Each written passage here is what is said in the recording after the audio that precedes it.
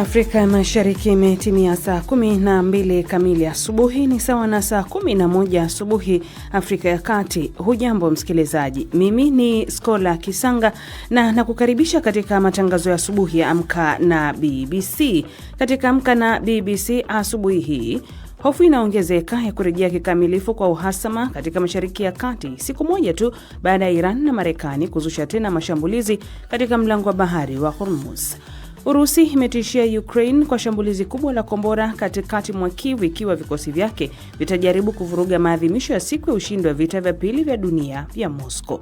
Na tunaiangazia ziara ya siku 2 ya rais wa Kenya nchini Tanzania na vichocheo vyake katika kuimarisha mtangamano wa nchi wanachama Jumuiya ya Afrika Mashariki. Hawa ni viongozi ambao wameweka mikakati ya kuweza kuendeleza nchi zao. Kwa hivyo ninavyoiona ni kwamba ni ziara ambayo marais hawa wanabadilisha na mawazo kuhusu namna ambavyo wataziendesha nchi zao.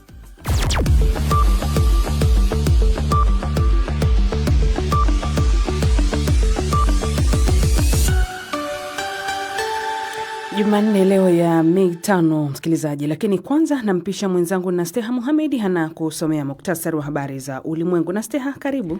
Shukran Skola. Wasiwasi unaongezeka kuhusu kurejea kwa mapigano makubwa katika Mashariki ya Kati baada ya Iran na Marekani kushambuliana katika mlango wa bahari wa Hormuz, huku Umoja wa Falme za Kiarabu, ndege isiyo na rubani ya Iran imegonga kituo cha mafuta na kusababisha moto. Siku ya Jumapili, Marekani ilisema itajaribu kuokoa meli za kibiashara zilizokwama kutokana na vizuizi vya Iran, jambo ambalo limechangia kuongezeka kwa mvutano na mapigano. Watu wasiopungua 21 wamefariki dunia kutokana na mlipuko katika kiwanda cha fataki katika jimbo la Hanun katikati mwa China. Wafanyikazi wa uokoaji waliwaondoa watu wote waliokuwa ndani ya eneo la kilomita 3 kutoka kiwandani kufuatia mlipuko huo ambao pia uliwajeruhi zaidi ya watu 20.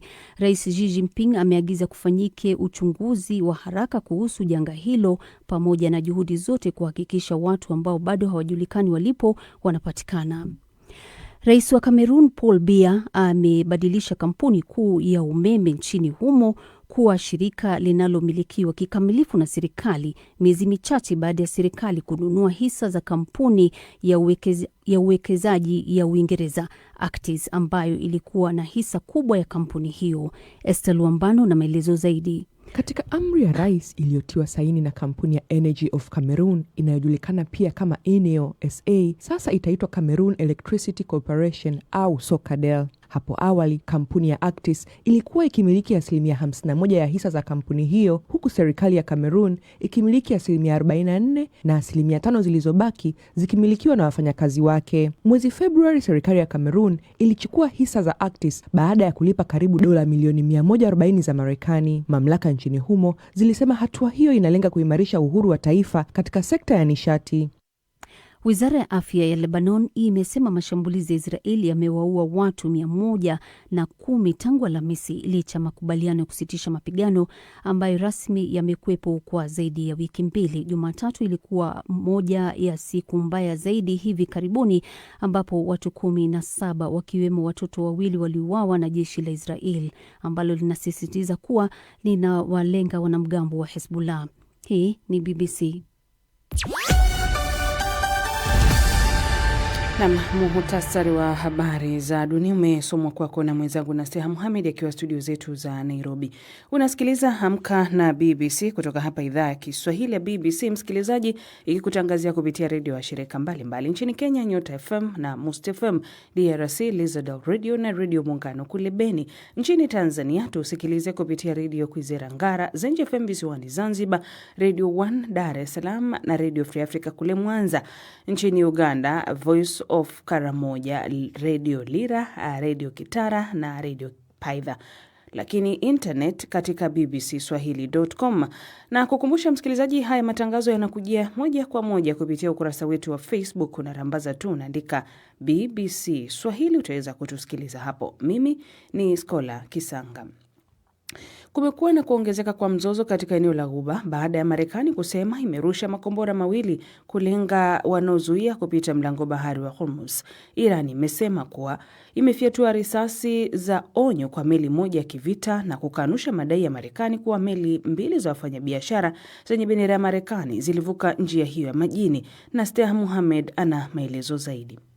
Rais Donald Trump amesema Marekani imeshambulia boti 7 za kasi za Iran katika mlango wa bahari wa Hormuz, huku Washington ikijaribu kuelekeza meli zilizokwama kutoka Ghuba kupitia njia hiyo muhimu ya majini ambayo kwa kiasi kikubwa imefungwa. Umoja wa Falme za Kiarabu na Korea Kusini zote ziliripoti mashambulizi dhidi ya meli zao katika njia hiyo siku ya Jumatatu. Wakati huo huo, moto mkubwa umezuka katika bandari muhimu ya mafuta ya Fujairah katika Umoja wa Falme za Kiarabu UAE baada ya eneo hilo kushambuliwa kwa ndege isiyo na rubani kutoka Iran. Haya ni kwa mujibu wa maafisa wa eneo hilo. Maafisa wamesema raia 3 wa India walijeruhiwa katika shambulio hilo. Tukio hilo limejiri baada ya Wizara ya Ulinzi ya UAE kusema ilifanikiwa kuzuia makombora 3 yaliyokuwa yamerushwa kutoka Iran, huku kombora la 4 likiangukia baharini. Wizara ya mambo ya nje ya UAE hapo awali iliripoti kuwa meli ya mafuta iliyohusishwa na kampuni ya serikali ya mafuta ya ADNOC ilishambuliwa katika mlango wa bahari wa Hormuz. UAE imeelezea mashambulizi hayo kama hatari kubwa ya kuongezeka kwa mvutano. Runinga ya taifa ya Iran imenukuu afisa mmoja wa kijeshi ambaye hakutajwa jina akisema Iran haina mpango wa kuishambulia UAE. Kampuni ya usafirishaji wa Maersk imeambia BBC kwamba moja ya meli zake zenye bendera ya Marekani imefanikiwa kutoka katika mlango wa bahari wa Hormuz chini ya ulinzi wa jeshi la Marekani. Katika operesheni ambayo Donald Trump ameipa jina la Project Freedom, waziri wa mambo ya nje wa Iran Abbas Araghchi amesema matukio katika mlango huo wa bahari yanaweka wazi kwamba hakuna suluhisho la kijeshi kwa mgogoro wa kisiasa, akiita jina aliyoipa rais wa Marekani wa Project Freedom kuwa Project Deadlock. Hapa waziri huyo akimaanisha kwamba hamna chochote kinachofaulu upande wa Marekani katika eneo hilo la Hormuz. Wakati huo huo, manahodha wa meli ambazo zinapitia eneo hilo la Hormuz wanasema kwamba usalama wao ndio kipaumbele. Ukiniuliza mimi kama nahodha, siwezi kuchukua hatari hiyo. Cha muhimu ni usalama wa wafanyikazi wangu, alafu usalama wa meli yangu. Kwa hiyo kama nahodha, kwa sasa siwezi kukubali hatari hiyo. Hakuna anayetoa uhakika wa 100% kwamba hakuna jambo mbaya litakalotokea. Mlango wa bahari huo muhimu wa Hormuz umeendelea kwa kiasi kikubwa kusalia kufungwa tangu Marekani na Israeli zilipoanzisha mashambulizi anga dhidi ya Iran mwezi Februari. Tehran ilijibu kwa kuzuia njia hiyo muhimu ya baharini ambayo kwa kawaida hupitisha 20% ya mafuta ya dunia na gesi asilia aina ya LNG. Na taarifa yake na Steha Mohamed.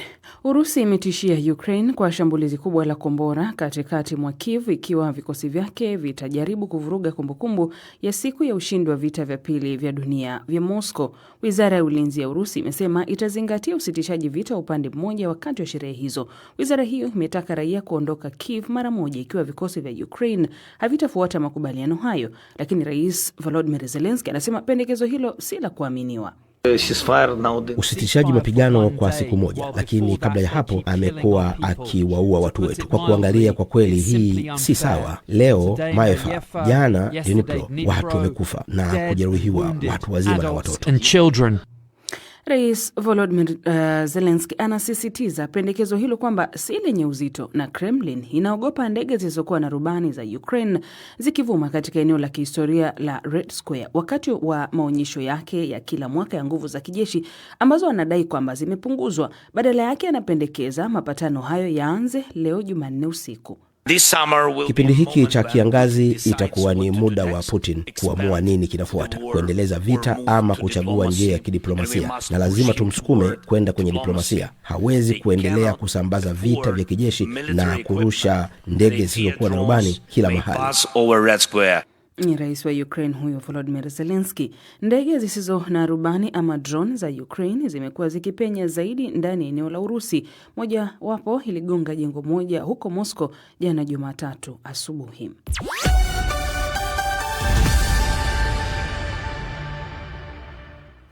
Na kiongozi wa kijeshi wa Mali Jenerali Assimi Goita amejiteua kuwa waziri wa ulinzi, akiongeza wadhifa huo muhimu kwenye nafasi yake ya sasa kama rais wa mpito. Taarifa zaidi na Florian Kaijage. Hatua hiyo inafuatia kuuawa kwa aliyekuwa waziri wa ulinzi Sadio Kamara katika mashambulio yaliyoratibiwa na wanamgambo wa Njie pamoja na waasi wa Tuareg wa kundi la FLA. Uamuzi wa Jenerali Assimi Goita kuongoza kwa wakati mmoja kuwa kiongozi wa nchi na pia kuwa waziri wa ulinzi huenda ikatafsiriwa kama jaribio la kuimarisha mamlaka yake, wakati ambapo uongozi wake unaonekana kutishwa. Baada ya kushindwa kukabidhi madaraka kwa raia kama alivyoahidi awali, upinzani ulimshutumu yeye pamoja na wanajeshi wake kwa kutoa mamlaka ya nchi bila uwajibikaji. Hata hivyo, wafuasi wa Jenerali Goita wanaeleza kuwa hatua yake ya hivi karibuni ni ya kimkakati, wakizingatia hali ya usalama inayozidi kutia wasiwasi kufuatia kuuawa kwa aliyekuwa waziri wa ulinzi na wanajihadi pamoja na waasi wa Tuareg. Makundi hayo yenye silaha yamekuwa yakiongeza shinikizo dhidi ya vikosi vya serikali hadi kufikia kuteka miji muhimu na kuweka sehemu ya mzingiro katika mji mkuu Bamako. Naam, ni Florian Kaijage huyo amewasilisha taarifa ya mwandishi wa BBC Paul Njie. Lakini katika tovuti yetu ya BBC News Swahili kuna taarifa mbalimbali. Ukifungua hapa katika moja kwa moja utaona Marekani yashambulia boti 7 za Iran huko Hormuz. Lakini taarifa nyingine unaweza kaipata hapa kuhusiana na mashambulizi ambayo yanaendelea. Iran yaishambulia UAE kwa drone na makombora 15. Iran ya ubeza mpango wa Marekani wa Project Freedom, yasema hauna suluhisho lolote. Taarifa zote hizi zinapatikana hapa utakapofungua moja kwa moja. Lakini kwinginepo, BBC yafichua mbinu za matapeli wa Uganda wanaotumia mbwa kujipatia fedha kutoka kwa wapenda nyama. Haya bwana, wapenda wanyama, mnaona mambo hayo kule Uganda. Lakini kuna hatari ya Israel kuishambulia Uturuki.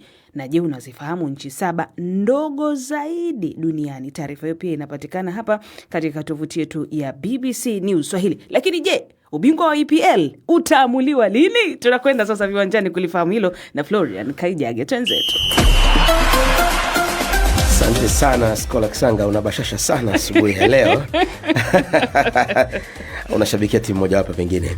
Ligi kuu ya England imeendelea Jumatatu kwa michezo miwili iliyozikutanisha Chelsea dhidi ya Nottingham Forest na Everton waliowakaribisha Manchester City. Manchester City walipoteza alama 2 muhimu baada ya kutoka sare ya 3-3, tena wakitoka nyuma baada ya Everton kuongoza 3-1.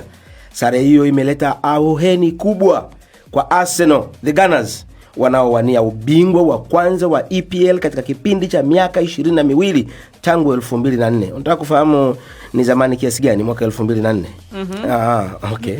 Miaka 20 na kitu. 22. Tanzania rais alikuwa Benjamin Mkapa. Na ulikuwa umri wa mtu saizi. Kenya Mwai Kibaki. Na watu kama wanaosumbua nyinyi watoto wadogo. Alafu Marekani George Bush. Papa alikuwa Yohane Paulo wa pili. Utajua ni zamani kiasi gani. Sasa the Gunners watahitaji kushinda michezo yao 3 iliyosalia na kufikisha alama 85 bila kujali matokeo ya Manchester City walio na michezo 4, na wakishinda yote watakuwa na alama 83. Katika mchezo wa mapema, Chelsea maarufu the Blues wasio na kocha mkuu walipigwa 3-1 na Forest. Hicho ni kipigo cha 6 mfululizo katika ligi kuu tangu Novemba mwaka 1993 na kipigo cha 4 mfululizo nyumbani tangu 1978. Goli la dakika za lala salama la Joao Pedro lilinusuru klabu hiyo kuchapwa kwa mara ya 6 kwa michezo 6 mfululizo bila kufunga goli katika historia yao tangu kuanzishwa mwaka 1905. Matokeo hayo kwa upande mwingine yameleta auheni kwa Forest inayopambana kuepuka kushuka daraja. Tukibakia katika soka hii leo, kuna mchezo mmoja wa marejeano hatua ya nusu finali ya ligi mabingwa Ulaya kati ya Arsenal na Atletico Madrid saa 4 usiku Afrika Mashariki. Arsenal ambao hawajawahi kutoa ubingwa huo wanawania kucheza finali kwa mara ya kwanza tangu mwaka 2006 walipochapwa 2-1 na Barcelona ya kocha Mholanzi Frank Rijkaard. Mchezo wa mkondo wa kwanza juma lililopita ulimalizika kwa sare ya goli 1-1. Sasa mechi zombakiza watafika alama 85 kwa Arsenal. Tusubiri tuone. Jamani Arsenal nyinyi. Tusiandikie mate. Wino huko England. Katika cricket, mchezaji Bowler Ole Robinson wa ana mawasiliano na kocha mkuu wa timu ya taifa England Brendan McCullum, mkurugenzi mwendeshaji Robbie Keane akiwa na matumaini ya kurejea katika timu hiyo ya taifa. Mchezaji huyo mwenye umri wa miaka 32 alikichezea kikosi hicho michezo 20 kati ya Juni 21 na Februari 24 na kushinda wicket 76, lakini baadaye alikosa fursa ya kucheza kutokana na kukosa utimamu wa mwili. Tumalizie na tetesi kwa ufupi tu. Juventus Turin ya Italia imemweka mlinda lango wa Liverpool Alisson kuwa kipaumbele cha usajili wao katikati mwa mwaka huu. Raia huyo wa Brazil mwenye umri wa miaka 33 yupo katika au anakaribia kuingia katika mwaka wa mwisho wa mkataba wake. Ni hayo tu katika michezo asubuhi ya leo. Skola Kisanga. Asante, na kesho uje na ile jezi ya jana. Subiri.